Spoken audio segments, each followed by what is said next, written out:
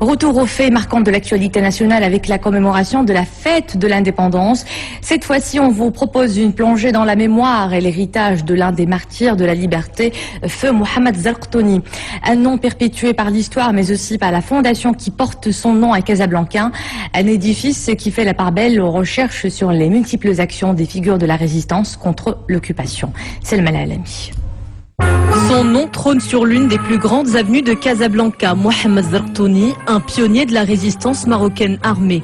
Avec ses compagnons de lutte, il fonda les premières cellules secrètes de la résistance urbaine à Casablanca et fut l'architecte de plusieurs opérations qui ont porté des coups durs aux forces coloniales. La fête de l'indépendance nous renvoie à l'héroïsme de nos aînés qui ont tout sacrifié pour la liberté et la dignité du Maroc.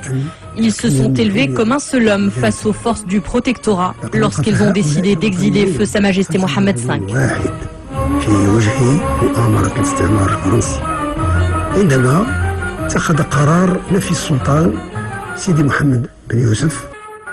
Des récits héroïques précieusement conservés par la fondation Mohamed Zarqtouni.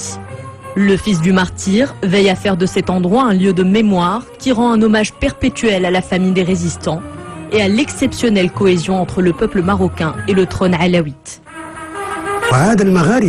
La cohésion nationale est sans conteste la force des Marocains. Ils ont réédité le même exploit en répondant à l'appel de la Marche verte lancée par feu Sa Majesté Hassan II et qui a permis au Maroc de recouvrer la souveraineté de son Sahara. Cette même cohésion rassemble les Marocains autour des projets réformateurs menés par Sa Majesté le roi Mohamed VI pour le progrès socio-économique du pays et la défense de son intégrité territoriale. يقودها الملك محمد السادس نصره الله من أجل ترسيخ سيادتنا بأقاليمنا الجنوبية.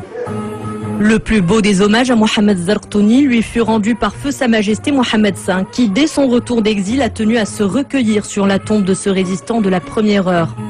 Après son arrestation par les forces coloniales 2 ans avant l'indépendance, il se donna la mort pour ne pas être contraint de divulguer les secrets de la résistance dans un geste qui illustre le sacrifice suprême.